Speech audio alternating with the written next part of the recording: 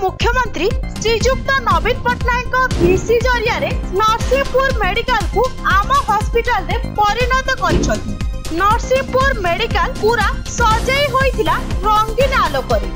हेले दिन केतडा जाइछि कि नहीं देखिबाकू मिलिछि अभावनीय घटना। नरसिंहपुर गोष्ठी स्वास्थ्य केंद्र रे मिलिछि एक्सपायरी मेडिसिन। मेडिकल रे रोगी को एक्सपायरी मेडिसिन देई थिबा रोगी अभियोग आनछंती। तेबे आज नरसिंहपुर मेडिकल रे निरामय केंद्र रे फार्मासिस्ट मेडिसिन देबा परे असदोष देजिछि। तेबे नरसिंहपुर ठेंगापल्ली गाँव रे कृष्णचंद्र मिश्र नरसिंहपुर मेडिकल रे डाक्टर परामर्श परे निरामय केंद्र रु मागणा मेडिसिन नेइथिले। हेले सेथिरे एक मेडिसिन रो एक्सपायरी डेट चली जाइतिला। तेबे साधारण लोक सरकारी मेडिकल रे एई बळे फुल मेडिसिन देबा को नै साधारण रे तीव्र असतोष प्रकाश पाइछि। नरसिंहपुर रु अर्चनंद बेहरा को रिपोर्ट न्यूज.in। मो नाटा कृष्णचंद्र मिश्र घर टेंगापल्ली नरसिंहपुर मेडिकल को मो हाथटा ऑपरेशन होइतिला। कांडी पेन हबारु एक्सरे करी जाइतिली डॉक्टर पाखु हाथरा देखै। मो नरसिंहपुर निरामय केंद्र को जाइए मेडिसिन आनली। खाया पूर्व मेडिसिन देखिली कि से मेडिसिन नवेम्बर 2023 मसीहार मेडिसिन एक्सपायर हो जाए। नवेम्बर 2023 मसीहार एक्सपायरी गला।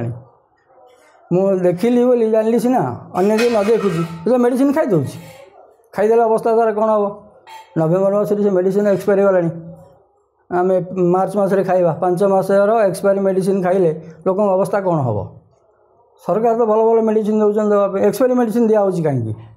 ए निकट में आम मुख्यमंत्री आम नरसिंहपुर गोष्ठी स्वास्थ्य केंद्र को आम हॉस्पिटल बोली मैंने डिक्लेयर कर किंतु नरसिंहपुर मेडिकल रे एक्सपायरी मेडिसिन दिया।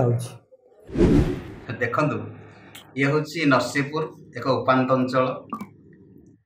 नवीन सरकार ये दीर्घ दिन धरी शासन करुले एठी बारंबार उद्घाटन करा जाउची किंतु एठी ना अछंती डॉक्टर ना अच्छी भल मेडिसिन। उद्घाटन करथिले किंतु मेडिसिन पुराना मेडिसिन जहाँ वर्ज्य लोक माने ग्रहण करने उचित नुह देह पाई बहुत ही क्षतिकारक किंतु से पुराना मेडिसिन जहाँ डेट चली जाइए से मेडिसिन पेसेंट को दि जाउची। वर्तमान शासन कल ये परिस्थिति आसिक पहुंची लोक मैंने बुझा प्रस्तुत नुह। एठी गणतंत्र शासन प्रति 5 वर्ष रे नेता परिवर्तन करने कथा शासक दल परिवर्तन करने कथा जेहेतु एक छत्रवाद शासन एठी चली एठी लोक माने बुझी पारु नाहंती। एठी डॉक्टर नहीं 7 जन एठी डॉक्टर रहिबा स्थले एठी जणे मात्र डॉक्टर जीवा आसिबा करूचंती। सठिक ढंगर पेशेंट एठी व्यवहार एठी ट्रीटमेंट हे पारु नाहंती। जदिबा कोनोसी समस्या आसले संगे संगे कटक रेफर करा जाउची। एवं एठी मु निवेदन करबी जनसाधारण को तथा आपण मानक माध्यम समस्त जनसाधारण को जागृत करने को चाहूँगी। ये हूँ गणतंत्र शासन। एठी शासक दल परिवर्तन हवा दरकार। एठी शासक दल परिवर्तन हेले शासित निश्चित भाव में उपकार पाइबे। भल ये अंचल जड़े समाजसेवी एवं मो सब देखे ये अंचल किभली डेभलपमेंट काम हम से आम सब जागृत था। ये विषय तो निश्चित भाव गोटे संवेदनशील जिनस कारण एक्सपायरी डेट हूँ गला माने जानवा यही मेडिसिन जदि कौन रोगी की दि जाए से बंचवा असंभव हो जाए।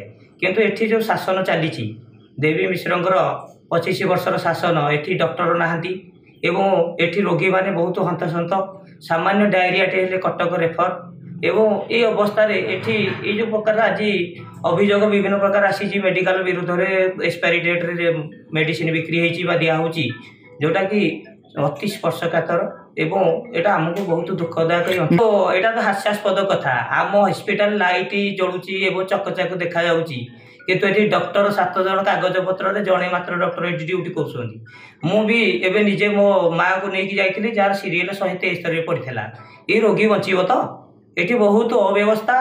तेणु ये गोटे पदक्षेप जनसाधारण रिक्वेस्ट आम करूँ ये परिवर्तन दरकार। ये जदि नेता परिवर्तन हे ताले डॉक्टर एमती डाक्तरखाना चलो एमती रोगी हंतसंत हे एमती एक्सपायरी डेट औषध लोक खाई मरबे।